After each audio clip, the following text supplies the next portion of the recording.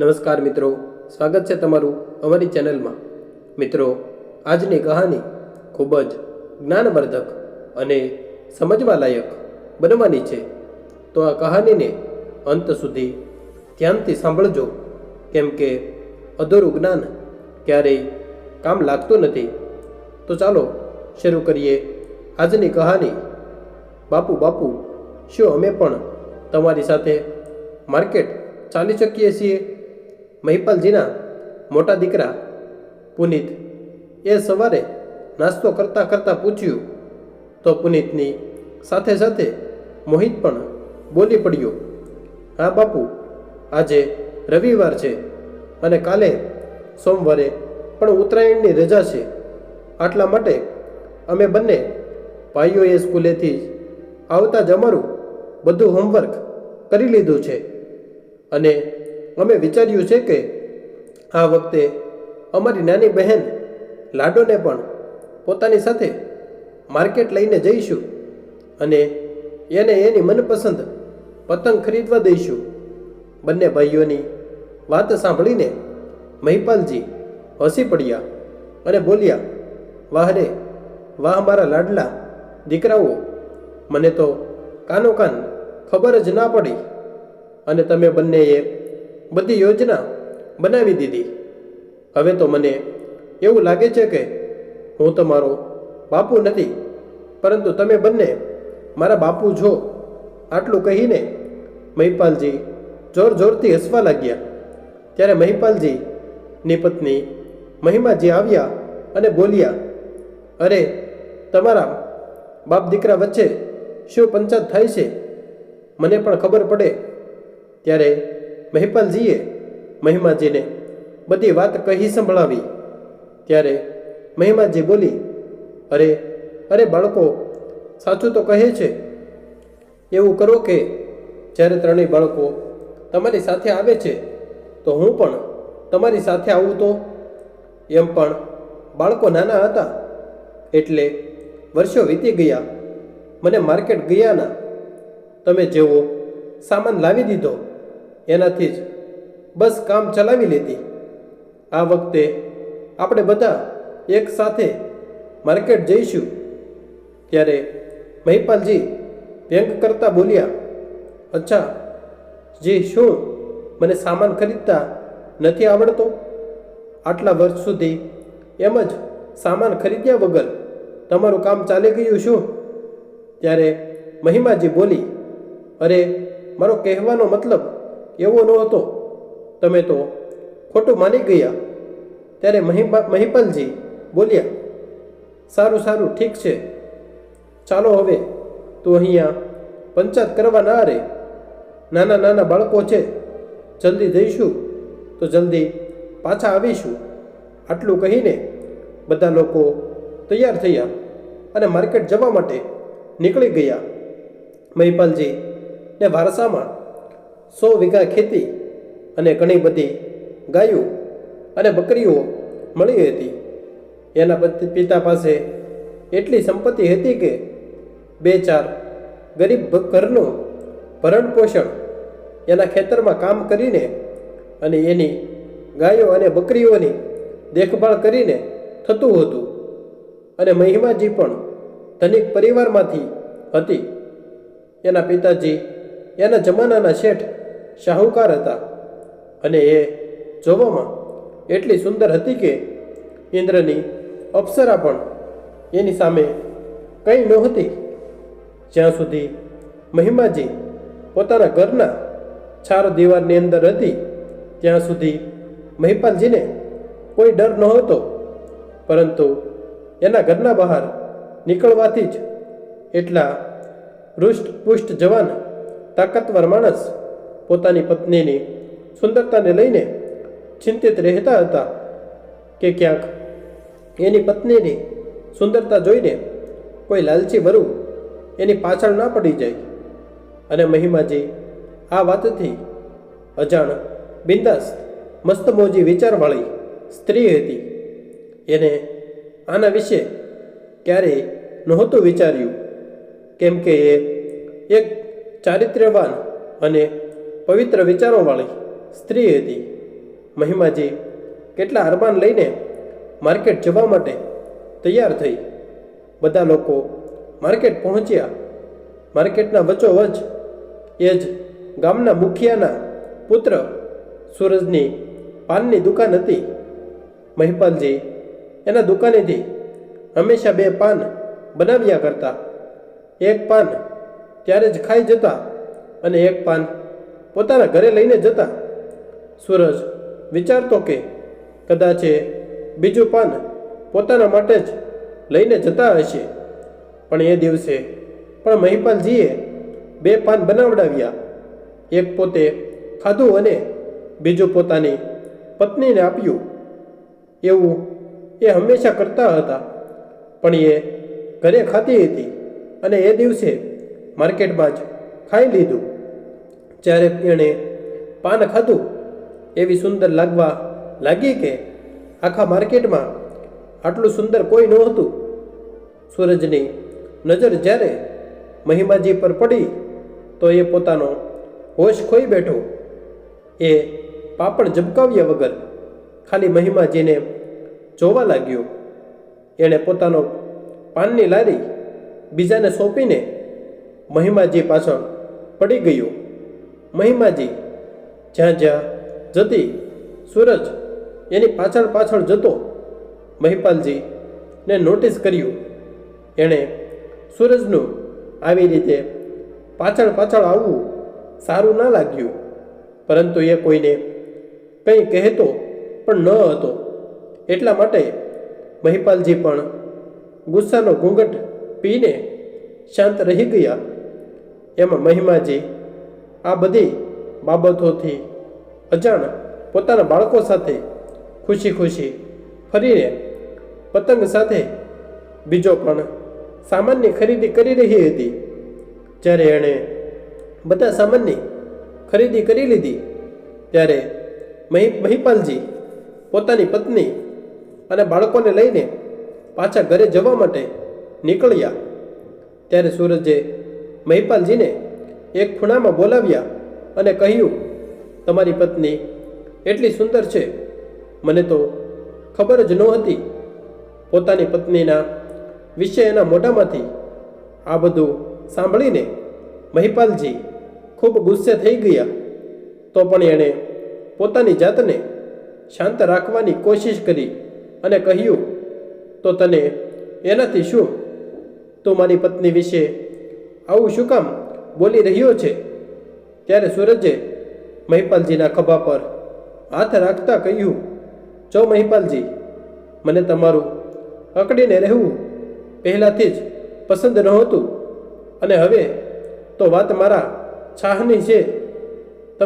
તમે સમજી રહ્યા છો ને હું શું કહેવા માંગુ છું? મહિપાલજીએ પણ ભારે ગુસ્સામાં સૂરજનો કોલર પકડી લીધો અને બોલ્યા, જો સૂરજ, મારા 3 બાળકો છે અને મારી પત્ની ખાલી મને જ પ્રેમ કરે છે. એ મારા સિવાય કોઈ બીજા વિશે વિચારી પણ નથી શકતી અને એ 3 બાળકોની માં છે અને તું કુંવારો છે. તારી પાસે કોઈ વસ્તુની અસત છે, પૈસાવાળો છે, સુંદર છે, જવાન છે અને તો એકથી વધારે એક કુંવારી છોકરી મળી જશે તો તું મારી પત્ની પાછળ કેમ પડી રહ્યો છે? મારા 3 બાળકો ક્યાં જશે? ત્યારે સૂરજ ઠહકો ખાતા બોલ્યો, અરે, મને તારા બાળકોથી કોઈ લેવા દેવા નથી. મને તો ખાલી તારી રૂપવાન પત્ની જોઈએ છે. એના સિવાય કંઈ નથી જોઈતું. અને તે હમણાં જ કહ્યું ને કે હું સુંદર છું, યુવાન છું. તું ખોટું બોલી રહ્યો છે. આ બધા ગુણ તો તારી પાસે છે. મને તો બસ તારી આ પર્સનાલિટીથી બળતરા થાય છે. મેં તને પહેલાં પણ કહ્યું હતું કે તું મારી સાથે આવી રીતે અકડીને ગર્વથી ના ચાલ. પણ તે તો કસમ ખાઈ લીધી છે કે જ્યારે પણ મારી સામેથી નીકળીશ, છાતી છોડી કરીને જ નીકળીશ. તને પોતાની મર્દાનગી પર ખૂબ ઘમંડ છે. તો લે, હવે જો તું કેટલો તાકાતવાર છે. આટલું કહીને એણે પોતાના ખિસ્સામાંથી ચાકુ કાઢ્યું અને એવી રીતે માર્યું કે કોઈને ખબર જ ના પડી કે આની સાથે આવું કોણે કર્યું. એની વાતચીત વચ્ચે મહિમાજી પોતાના બાળકોને લઈને એક નાની એવી હોટેલમાં લઈ જઈને બાળકોને નાસ્તો કરાવતી હતી. જ્યારે મહિપાલજી ઘાયલ અવસ્થામાં તડપવા લાગ્યા ત્યારે ઘોંઘાટ સાંભળીને મહિમાજી પોતાના બાળકોને લઈને એની પાસે ગઈ. ત્યારે મહિપાલજીએ એને કહ્યું કે સૂરજ નામના માણસથી બચીને રહેજે, આ બધું એણે જ કર્યું છે. આટલું જ કહી શક્યા અને ત્યાં જ મૃત્યુ પામ્યા. મહિમાજી જોર જોરથી રોવા લાગી. ત્યારે અવાજ સાંભળીને એની આજુબાજુ ઘણી બધી ભીડ જામી ગઈ. ત્યારે સૂરજે પોતાની ચાલ સીધી કરવાને કારણે એ મહિમાજી પાસે ગયો અને એના આંસુ લૂછતા કહેવા લાગ્યો, અરે અરે, તમે આ શું કરી રહ્યા છો? પોતાના નાના નાના બાળકોની તરફ જુઓ. તમારા પતિ સાથે જે થવાનું હતું એ થઈ ચૂક્યું. હવે એને કોઈ બદલી નથી શકતું. ત્યારે કોઈક એ કહ્યું, સૂરજભાઈ, તમારા પિતાજી તમને બોલાવી રહ્યા છે. મહિમાજીએ સૂરજ નામ સાંભળતા જ એના હાથ એ એક ઝટકો મળીને અલગ કરી દીધો. એણે એ જ સમયે સૂરજને ખૂબ ખરું ખોટું કહ્યું હતું અને બધા સામે રાડો પાડી પાડીને કહેતી હતી કે મારા પતિને સૂરજે માર્યો છે. પણ એ અબલાની વાતને સાંભળવાવાળું ત્યાં કોઈ ન હતું, કેમ કે ત્યાં ઘણા લોકો ઉપસ્થિત હતા. પણ કોઈ પણ પોતાનો જીવ જોખમમાં શું કામ નાખે? તે સમયે ત્યાં ડૉક્ટર ચડ્ડા પણ પહોંચી ગયા, જે મહિપાલજીના ફેમિલી ડૉક્ટર હતા. જેણે મહિમાજીને રોતા જોયા તો એ દોડીને એની પાસે ગયા. ત્યાં જઈને મહિપાલજીની નસ પકડીને જોયું તો એ સમજી ગયા હતા કે મહિપાલજી આ દુનિયાને છોડીને જતા રહ્યા છે. એણે મહિમાજીને હિંમત આપવાની કોશિશ કરી કે બધું સારું થઈ જશે. ડૉક્ટરની વાત સાંભળીને મહિમાજીને થોડું ચેન મળ્યું અને એ થોડી શાંત થઈ. ત્યાર સુધીમાં ડૉક્ટર સાહેબ એમ્બ્યુલન્સને ફોન પણ કરી દીધો હતો. એમ્બ્યુલન્સમાં મહિપાલજીને સુવડાવ્યા અને ડૉક્ટર સાહેબ પણ એમાં જ બેસીને હોસ્પિટલ જતા રહ્યા. ત્યારે મહિમાજીને કહ્યું કે એ પોતાના બાળકોને લઈને ઘરે પહોંચે. એટલામાં જ સૂરજ ત્યાં પહોંચી ગયો અને મહિમાજીનો હાથ પકડીને બોલ્યો, અરે રૂપની રાણી, જે થઈ ગયું એ થઈ ગયું. અરે એની માટે રોઈને પોતાનું ચાંદ જેવું મોઢું શું કામ બગાડી રહી છે? તમે ચિંતા ના કરો, મેં તમારો હાથ પકડી લીધો છે. હવે જોજો, હું તમારી આ સુંદર આંખોમાં ક્યારેય આંસુ નહીં આવવા દઉં અને ઉંમરભર તમારો સાથ આપીશ. હવે આ રોવાનું બંધ કરો અને ચાલો મારી સાથે, હું તમને તમારા ઘરે પહોંચાડી દઉં. આટલું કહીને એ માર્કેટમાં બધા સામે મહિમાજીને પોતાની બાહોમાં લગાવવા લાગ્યો. ત્યારે મહિમાજીએ એને જોરથી ધક્કો માર્યો અને બોલી, અરે દુષ્ટ પાપી, તે મારા પતિને મારીને મને સાત્વતના આપવા વિશે વિચાર્યું પણ કેવી રીતે? અને એ પણ કેવી રીતે વિચારી લીધું કે હું તારા જેવા નીચ માણસ સાથે જઈશ? ભગવાને મને 2 હાથ અને 2 પગ આપ્યા છે અને મારી પાસે પૈસાની અછત નથી. હું મારી વ્યવસ્થા જાતે કરી લઈશ. તારે મારા વિશે વિચારવાની જરૂર નથી. હું એટલી સક્ષમ છું કે મારું અને મારા પતિ અને બાળકોનું ધ્યાન રાખી શકું. આટલું કહીને મહિમાજી એ 1 ગાડી બુક કરી અને પોતાના ઘરે જતી રહી. ત્યારે મહિમાજીને ઘણી બધી ચિંતા થઈ. કેમ કે ત્યાં ડૉક્ટર ચડ્ડા પણ પહોંચી ગયા હતા. જે મહિમાજીના ફેમિલી ડૉક્ટર હતા. જેણે મહિપાલજીને પોતાનું ચાંદ જેવું મોઢું શું કામ બગાડી રહી છે? સૂરજે સમયે તો કંઈ ના બોલ્યો, પણ એણે મનમાં નક્કી કરી લીધું હતું કે પછી એ મહિમાજીને મનાવી લેશે, ના માની તો બદનામ કરી દેશે. અહીંયા જ્યારે ડૉક્ટર છટાએ મહિપાલજીને હોસ્પિટલમાં લઈ જઈને ડૉક્ટરને બતાવ્યું તો ડૉક્ટરે એને મૃત જાહેર કરી દીધા. ડૉક્ટર સાહેબે એ જ એમ્બ્યુલન્સથી મહિપાલજીની બોડીને એના ઘરે પહોંચાડી દીધી. મહિમાજીએ પોતાના પતિના મૃત શરીરને જોયું. એ બેહોશ થઈ ગઈ. ડૉક્ટર છટાએ એને ગ્લુકોઝ પાણી પીવડાવ્યું અને એને હોશમાં લાવ્યા. બાળકો પણ પોતાના પિતા માટે જોર જોરથી રોવા લાગ્યા. પણ વિધિના વિધાનને તો કોઈ ટાળી શકતું નથી. એટલા માટે એણે પણ એનું અંતિમ સંસ્કાર કર્યું અને તેરવીનો કાર્યક્રમ કર્યો.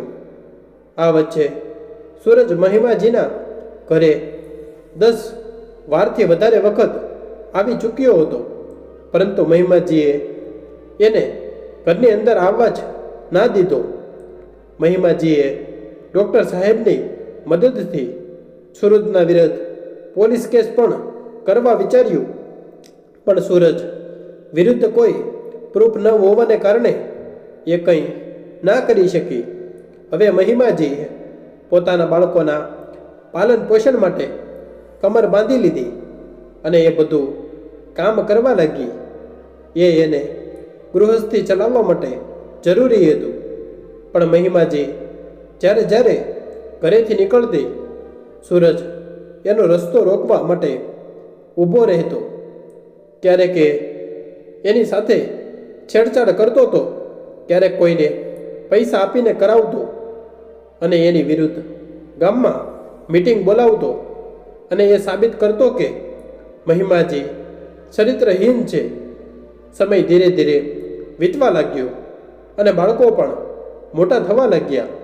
બાળકો સમજી રહ્યા હતા કે સૂરજ એની માને પરેશાન કરે છે, કેમ કે મહિમાજી પોતાના ઘરે રોતી રહેતી તો બાળકો પૂછતા કે માં તમે શું કામ રડો છો?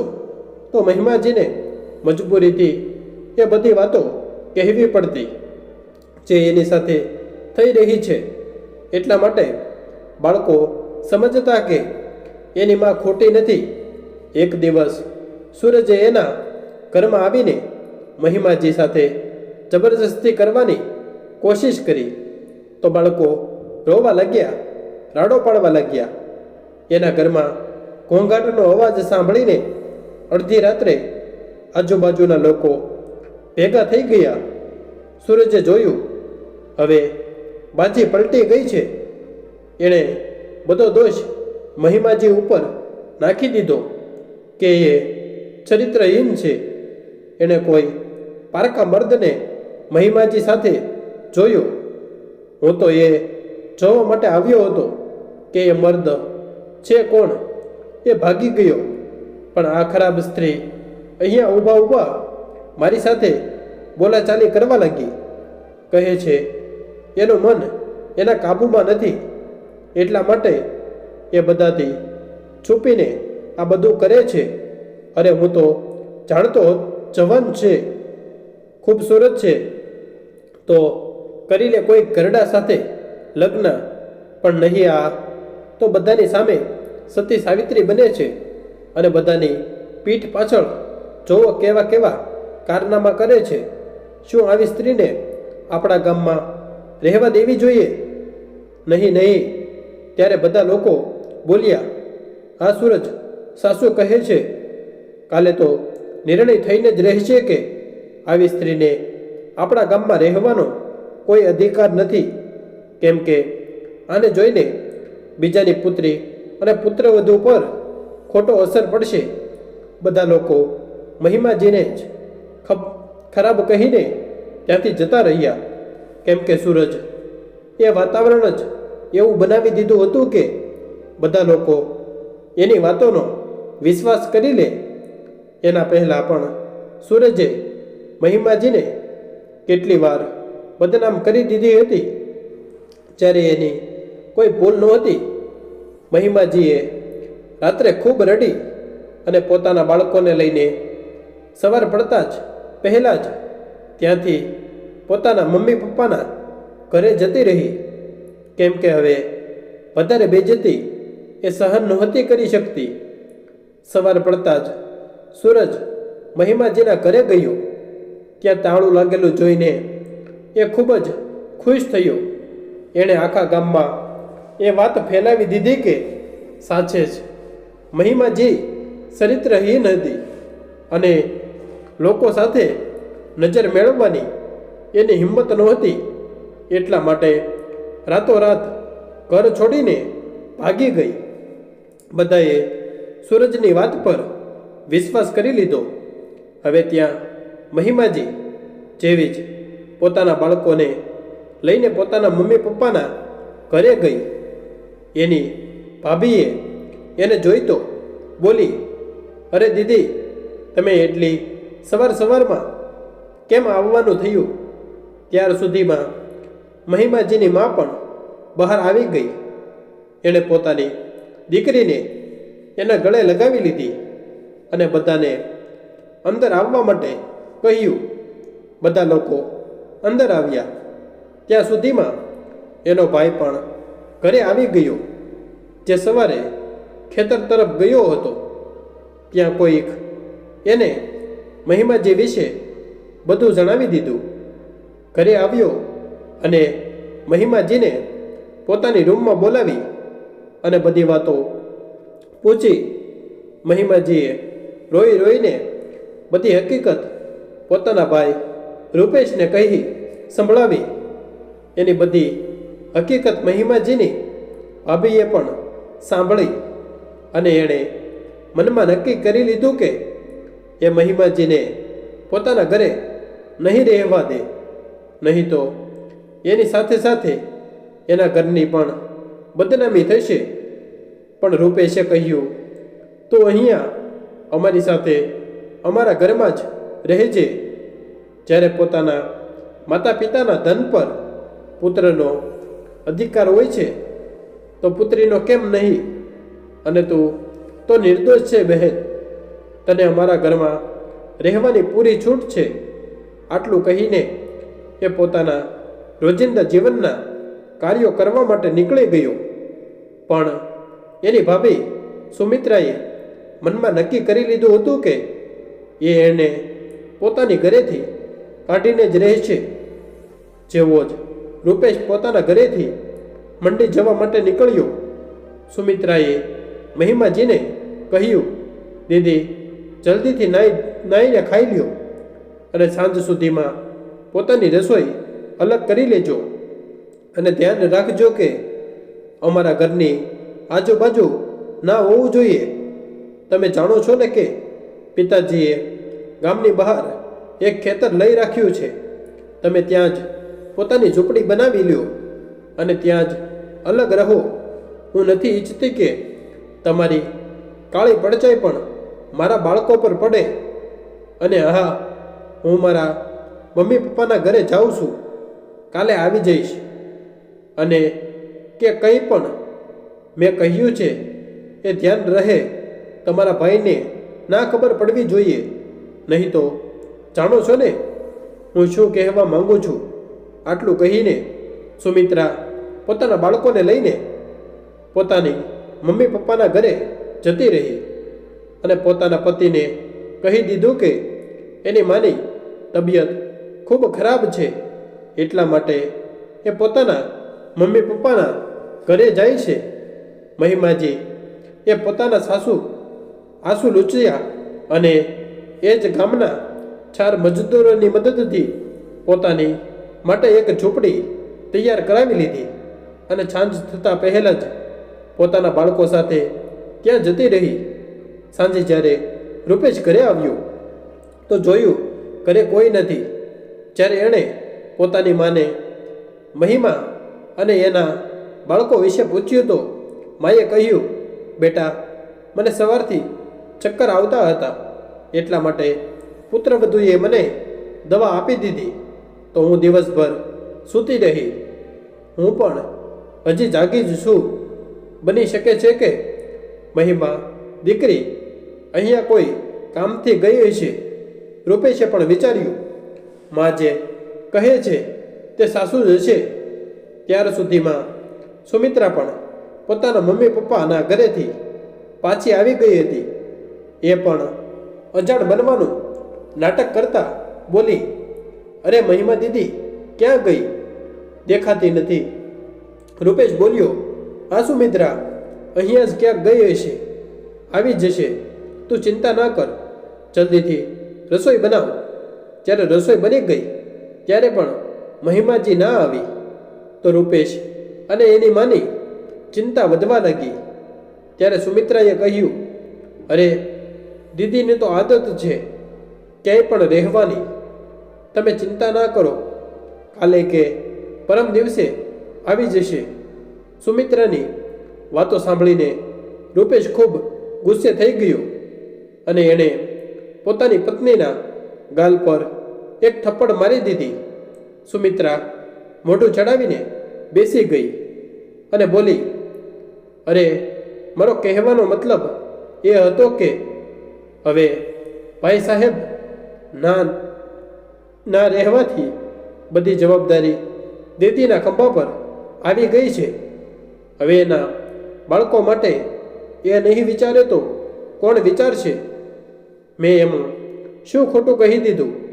ત્યારે રૂપેશને પણ લાગ્યું કે એણે સુમિત્રા પર હાથ ઉઠાવીને ભૂલ કરી અને એણે સુમિત્રાની માફી માંગી.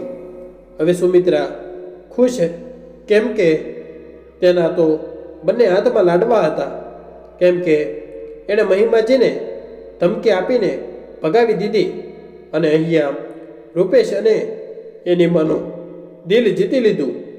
હવે મહિમાજીએ નક્કી કરી લીધું હતું કે એ મહેનત મજૂરી કરીને પોતાના બાળકોને એક ઊંચા મુકામ પર પહોંચાડશે, પણ હિંમત નહીં હારે.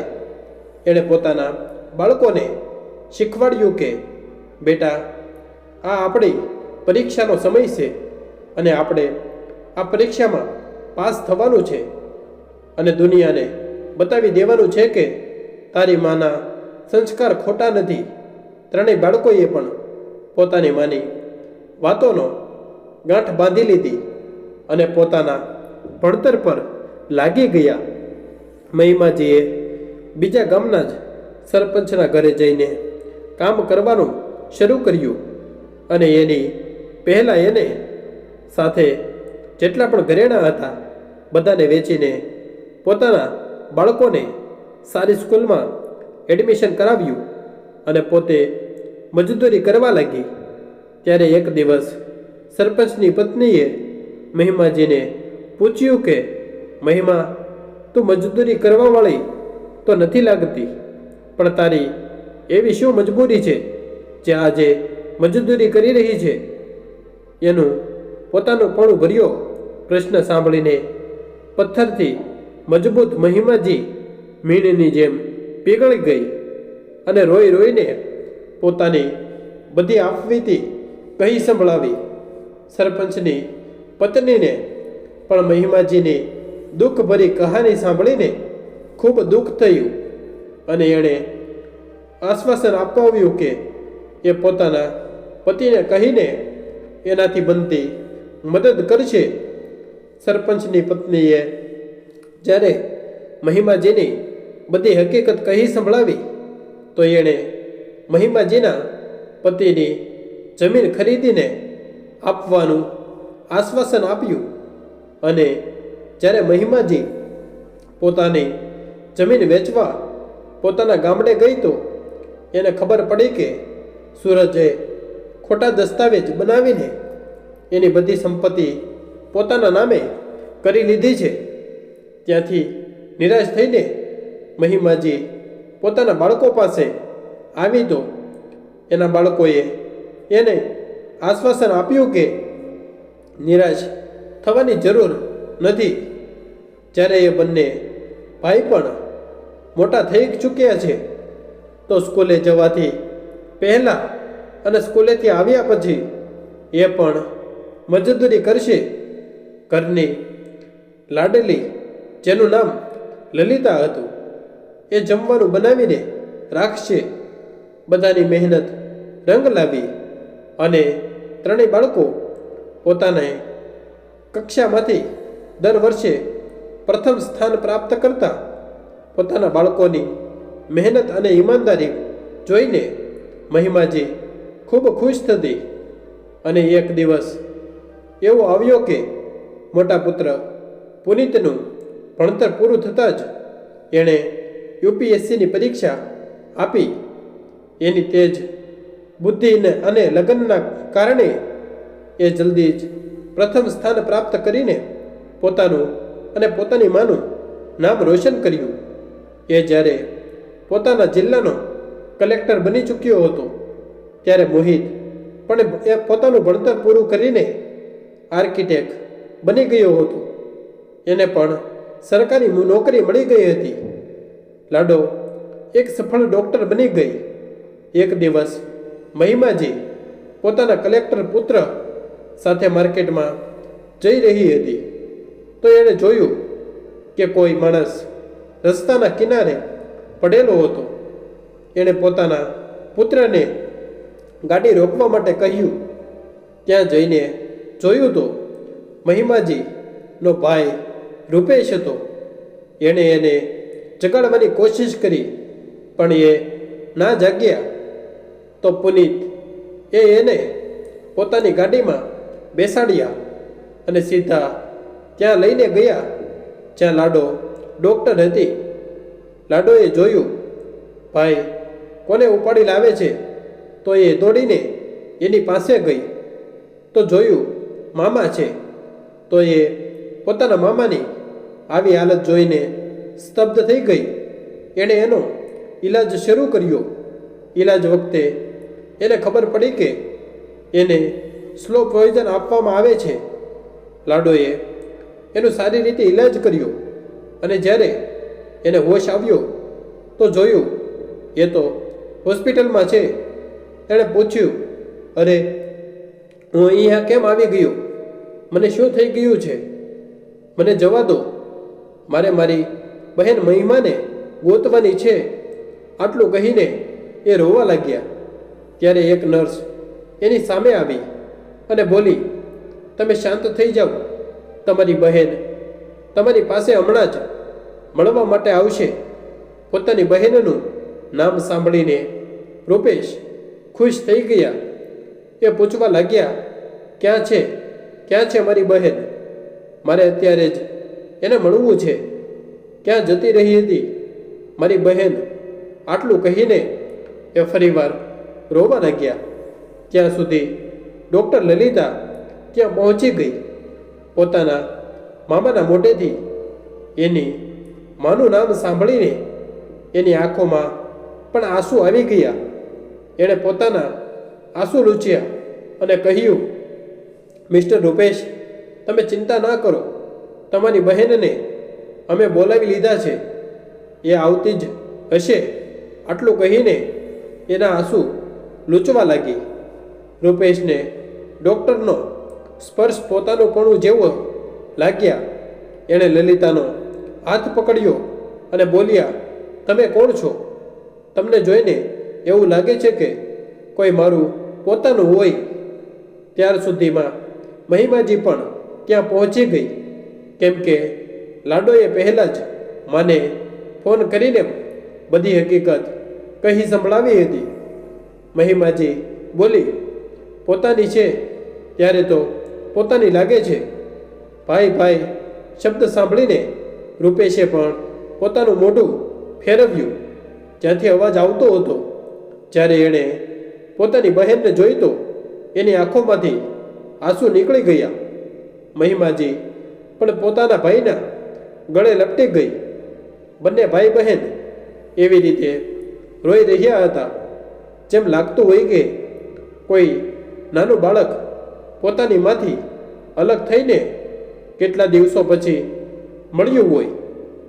થોડી વાર પછી ડૉક્ટર લલિતા બોલી, ચાલો તમારા લોકોનું રોવાનું બંધ થઈ ગયું હોય તો દર્દીને આરામ કરવા દો. રૂપેશ આશ્ચર્યચકિત થઈને બોલ્યો, દીદી, દીદી, અહીંયા દીદી કોણ છે? કોઈ નહીં ભાઈ, આ ડૉક્ટર તો સારા ભલા માણસને પણ દર્દી કહી દે છે. પછી બંને ભાઈ પોતાની સુખ દુઃખની વાતો કરવા લાગ્યા. ત્યારે રૂપેશે બાળકો વિશે પૂછ્યું તો મહિમાજી બોલી, ઓળખ ભાઈ, આ ડૉક્ટર કોણ છે? રૂપેશ બોલ્યા, શું આપણી લાડો છે? મહિમાજી બોલી, હા ભાઈ, તમારા પ્રેમ અને અમારી ત્યાગ અને મહેનતથી ત્રણેય બાળકો. આટલું કહીને મહિમાજી ચૂપ થઈ ગઈ. ત્રણેય બાળકો શું દીદી? રૂપેશે ઉત્સાહથી પૂછ્યું તો મહિમાજીએ કહ્યું કે મોટો પુત્ર પુનિત કલેક્ટર છે, નાનો દીકરો મોહિત આર્કિટેક્ટ છે, અને તમારી લાડોને તો તમે તમારી આંખોથી જોઈ રહ્યા છો. મહિમાજીએ પોતાનું કહ્યું એટલું કહ્યું તો રૂપેશને ફરીવાર ચક્કર આવી ગયા અને એ પાછા બેહોશ થઈ ગયા. લલિતાએ એને ફરીવાર હોશમાં લાવવાનું ઇન્જેક્શન લગાવ્યું અને ડ્રીપ ચડાવીને રાખી. મહિમાજીએ જ્યારે પોતાની દીકરીને કહ્યું કે ભાઈની આવી હાલત કેમ થઈ ગઈ છે, તો એણે કહ્યું કે મામા સ્લો પોઈઝનના કારણે ખૂબ કમજોર થઈ ગયા છે, અને તમે જ્યારે આપણા ત્રણેય ભાઈ બહેન વિશે જણાવ્યું તો એ ખૂબ વધારે ખુશ થઈ ગયા. એણે સાંભળવા લાયક એનું શરીર નથી, ખૂબ કમજોર થવાના કારણે એ બેહોશ થઈ ગયા. પછી થોડી વાર પછી એને હોશ આવ્યો તો મહિમાજીએ પૂછ્યું, ભાઈ, તમને શું થઈ ગયું હતું? ત્યારે એણે જે કહ્યું એ સાંભળીને તો લલિતા અને મહિમાજીના પગ નીચેથી જમીન સરકી ગઈ. એણે કહ્યું, જ્યારથી તું ઘરેથી ગઈ હતી મારું મન કોઈ પણ કામમાં નહોતું લાગતું. હું ખાલી તને જ શોધતો. આ વાત જ્યારે સુમિત્રાને ખબર પડી તો એક રાત એણે મારા માથા પાછળ જોરદાર વાર કર્યો, જેથી મારું માથું ફૂટી ગયું. જ્યારે લોહી ખૂબ જ વહેવા લાગ્યું તો એણે જ કોઈકની મદદ લઈને અને મને ડૉક્ટર પાસે પહોંચાડી દીધો. હું ત્યાં લગભગ 15 દિવસ સુધી ભરતી રહ્યો, પણ એક દિવસ પણ એવું મને મળવા માટે ન આવી. પછી ડૉક્ટરે મારી પાસેથી બધા રૂપિયા જમા કરાવ્યા અને મને રજા આપી દીધી. એ પોતાની બહેનપણી સાથે વાત કરતી હતી અને હસીને એને બતાવતી હતી એના રસ્તાનો કાંટો હવે જલ્દીથી સાફ થઈ જશે. હું સમજી ના શક્યો ત્યાં સુધી એણે મને જોઈ લીધું અને ફોન કાપી નાખ્યો. હવે મને એ ઈલાજ કરાવવા માટે એ ડૉક્ટર પાસે લઈને નહોતી જતી, જેની પાસે પહેલાં ભરતી હતું, પરંતુ ત્યાં લઈ જતી હતી જ્યાં એની બહેનપણીએ બતાવ્યું હતું. એ ડૉક્ટર એવી કોઈ દવા આપતો હતો કે મને કોઈ યાદ નહોતું રહેતું, અને માતો દીદીના ઘરેથી ગયા પછી એ ઊંઘમાં એટલી સમાઈ ગઈ કે એને એ પણ ખબર નહોતી કે ક્યારે દિવસ છે અને ક્યારે રાત. એની તો ખાલી શ્વાસ જ ચાલતો હતો. પોતાના મામાની વાત સાંભળીને લલિતાને શક થયો કે મામી કદાચ નાનીને પણ આવું કંઈક નહીં આપતી હોય ને, જેના કારણે એ 24 કલાક સૂતી રહે છે. અને રૂપેશે પણ કહ્યું કે માં ત્યારે ઉઠશે જ્યારે સુમિત્રા ઈચ્છે કે 2 કે 3 દિવસ પછી થોડી વાર માટે માને ઉઠાડશે, થોડું જમાડે છે, ફરીવાર સુવડાવી દે છે. માં ક્યારે નાય છે મને તો ખબર જ નથી. લલિતા એ રૂપેશને કહ્યું, મામા, હું તમને દવા આપું છું, એ તમે ખાતા રહેજો, અને મામી જે દવા આપે એને ખાવાનું નાટક કરજો, પણ ખાતા નહીં. અને એમ જ ભૂલી જવાનું નાટક કરજો. જેમ પહેલાં તમને કંઈ યાદ નહોતું રહેતું અને હું તમને એક ફોન આપું છું, એનાથી મામીની બધી વાત રેકોર્ડ કરીને રાખજો. પછી જોજો હું એને કેવી રીતે મજા કરાવું છું. અને જે દવા તમે ખાઓ છો એનો ફોટો પાડીને રાખજો. પછી જોઈએ આગળ શું કરવું એ. આટલું કહીને લલિતાએ પોતાના ઘર સુધી થોડા દૂર છોડી દીધા, જેથી એની મામીને શંકા ન થઈ કે મહિમાજીનો પરિવાર રૂપેશને મળી ગયો છે. રૂપેશે પણ હા પાડી અને ભારે પગલેથી અડધા બેહોશ હાલતમાં પોતાના ઘરે પહોંચ્યા. રૂપેશની હાલત જોઈ સુમિત્રાએ જોઈ તો એ ખુશ થઈ ગઈ. વિચાર્યું કે ચાલો જ્યાં પણ રહ્યો હશે બેહોશ પાગલોની જેમ જ પડ્યો હશે. એણે રૂપેશને ઘરની અંદર બેસાડ્યા અને એની માટે ખાવાનું લઈને આવી. રૂપેશે થોડુંક ખાધું અને થોડું પછાડતા રહ્યા, જેથી સુમિત્રાને લાગે કે એ હજી પણ બેહોશીની હાલતમાં છે. અને એ બોલ્યા કે હું ક્યાં આવી ગયો, આ કોનું ઘર છે? સુમિત્રા બોલી, અરે પાગલ, તું તારા ઘરે જ આવ્યો છે. ચાલો સારું છે કે દવાએ ઝાઝી અસર કરવાની શરૂ કરી દીધી. હવે સુમિત્રા રોજે રૂપેશને દવા આપતી. એ ભૂલવાનું નાટક કરતા રહ્યા. એક દિવસ જ્યારે સુમિત્રા ક્યાંક ગઈ હતી ત્યારે રૂપેશે બધી દવાના ફોટા પાડી લીધા અને લલિતાને વોટ્સએપ કરી દીધા. પણ એને એવું કરતાં એના બાળકોએ જોઈ લીધા અને પોતાની માના ઘરે આવતા જ એને કહી દીધું કે પિતાજીએ મોબાઈલથી કંઈક કર્યું છે. સુમિત્રાને રૂપેશ પર શંકા થઈ ગઈ, પણ રૂપેશ લગાતાર ભૂલવાનું નાટક કરતા રહ્યા. પણ સુમિત્રા એના નાટકને ના માની અને પોતાના પતિની ચકાચણી કરવા લાગી. જોયું તો રૂપેશના ખિસ્સામાં ફોન હતો અને ફોન ખોલીને જોયું તો એણે કોઈકને વોટ્સએપ પર એ દવાઓના ફોટા મોકલ્યો હતો. એ સમજી ગઈ રૂપેશ એને ખોટું બોલે છે અને એ સાચું માનતી રહી. એણે સૌથી પહેલાં એ બધા વિડીયો ફોટા રૂપેશના ફોનમાંથી ડિલીટ કરી દીધા જે એની વિરુદ્ધ હતા અને એના વાળ પકડીને ખેંચીને એના ગાલ પર થપ્પડનો વરસાદ કરી દીધો અને પોતાની દવા લાવીને એણે પોતાની સામે પીવડાવી અને રાડો પાડીને બોલી, તને શું લાગ્યું? તું મારી વિરુદ્ધ ગેમ રમીશ અને મને ખબર નહીં પડે? ખબર તો તને હવે પડશે જ્યારે તું સાચે પાગલ થઈ જઈશ.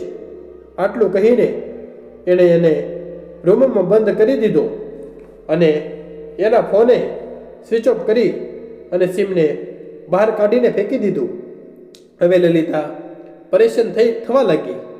મામા કોઈ ફોન પણ નથી કરતા અને દવા કે વિડીયો પણ નથી મોકલતા.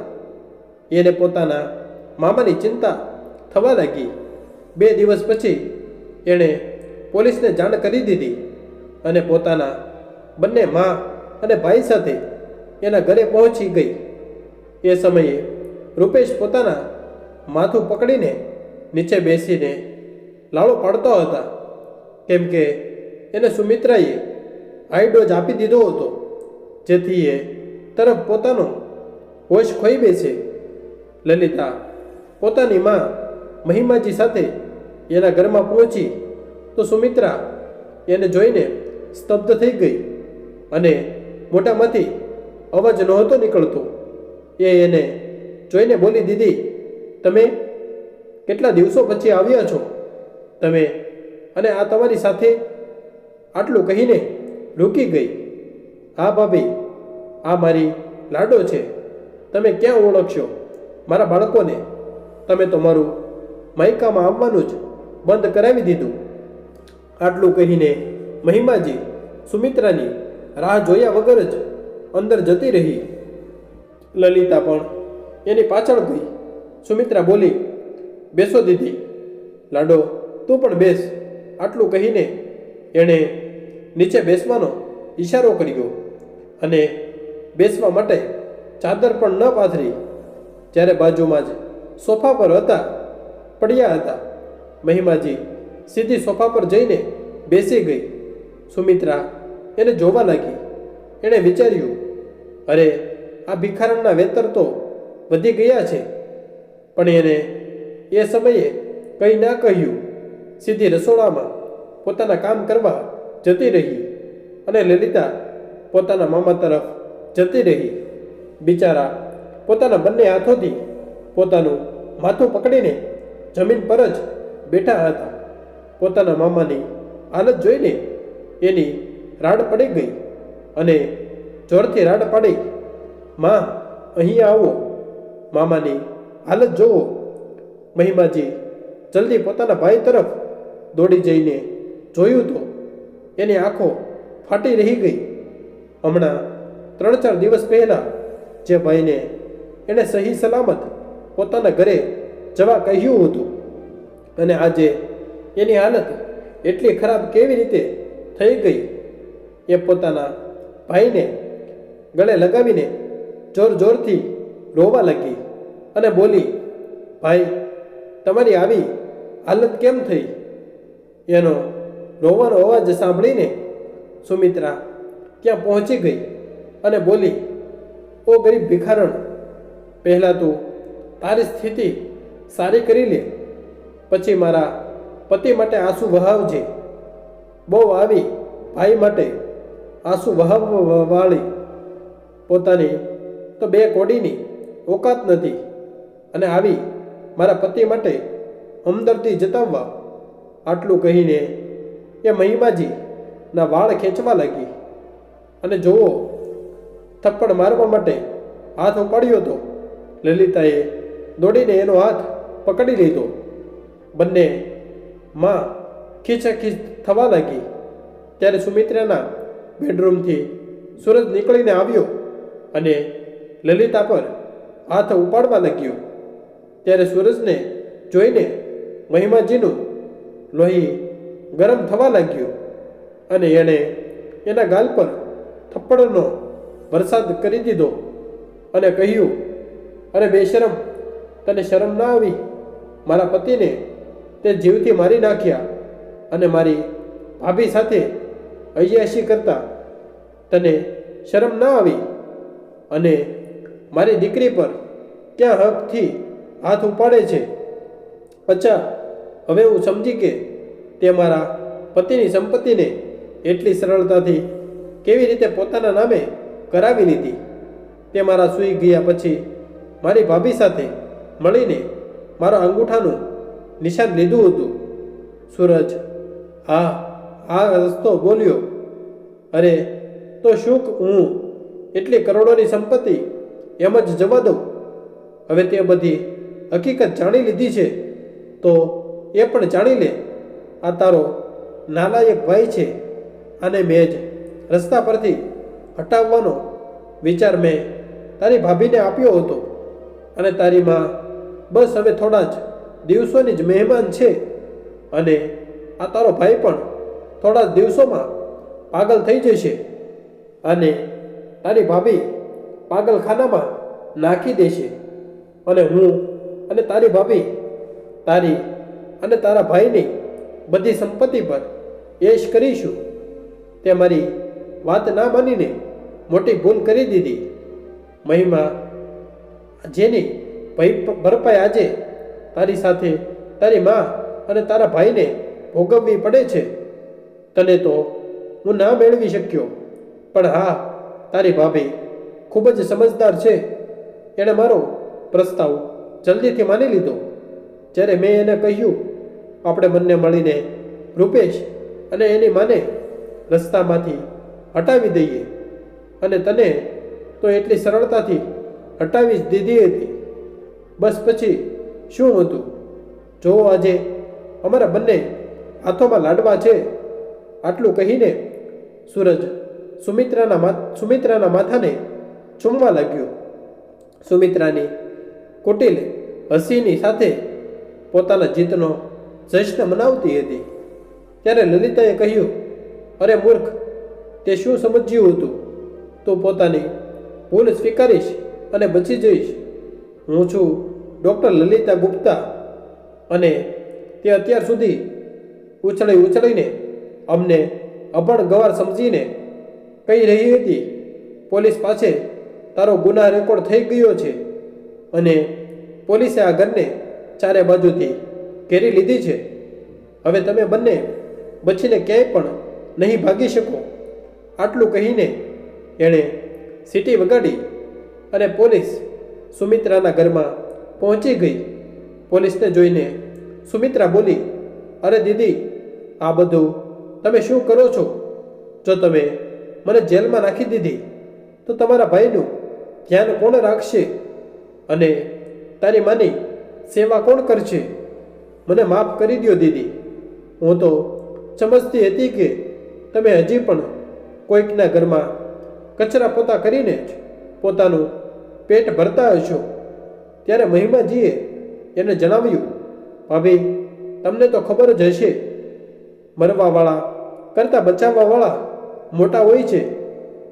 તમે મને એક અને મારા બાળકોનું અપમાન કરીને કાઢી તો નાખ્યા, પણ મેં અને મારા બાળકોએ હાર ના માની, પરંતુ પૂરી ઈમાનદારી અને મહેનતથી કામ કર્યું અને બાળકોને ભણાવ્યા. બાળકોએ પણ મન લગાવીને ભણતર પૂરું કર્યું અને આજે મારો મોટો દીકરો પુનિત કલેક્ટર છે, મોહિત આર્કિટેક્ટ છે અને મારી દીકરી લાડો જે ડૉક્ટર લલિતા ગુપ્તાના નામે ઓળખાય છે. એણે તમારા દ્વારા આપેલી બધી દવાને પોતાની પાસે રાખી લીધી છે અને કમ્પ્લેટ ટુ મર્ડર કેસમાં તમારી વિરુદ્ધ પોલીસમાં રિપોર્ટ પણ લખાવી છે, કેમ કે તે સ્લો પોઈઝન આપીને મારી મા અને ભાઈને મારવાની કોશિશ કરી છે. પણ અફસોસ કે તમે સફળ ના થઈ. ત્યાર સુધીમાં પોલીસ આવી અને સૂરજ અને સુમિત્રાને હાથકડી પહેરાવીને પોતાની સાથે જ લઈ ગઈ અને લલિતાએ પોતાના મામા અને નાનીનો ઈલાજ સારી રીતે કરાવ્યો અને બંને થોડાક દિવસોમાં પૂરી રીતે સાજા થઈ ગયા. અને પેલી બાજુ સુમિત્રા દિવસ રાત આંસુ વહાવતી સૂરજની વાતોમાં આવીને એણે પોતાનું હસતું ખેલતું પરિવાર ઉજાડી દીધું અને સૂરજ પણ દિવસ રાત આંસુ વહાવતો રહ્યો. તો મિત્રો, તમને અમારી આજની કહાની કેવી લાગી? જો પસંદ આવ્યું હોય તો વિડીયોને લાઈક કરી દેજો અને સગા સંબંધી સાથે શેર કરી દેજો તથા કોમેન્ટ બોક્સમાં જય શ્રી કૃષ્ણ લખી દેજો. અને ચેનલને સબસ્ક્રાઈબ ના કરી હોય તો અત્યારે જ ચેનલને સબસ્ક્રાઈબ કરી દેજો. જય શ્રી કૃષ્ણ. ધન્યવાદ.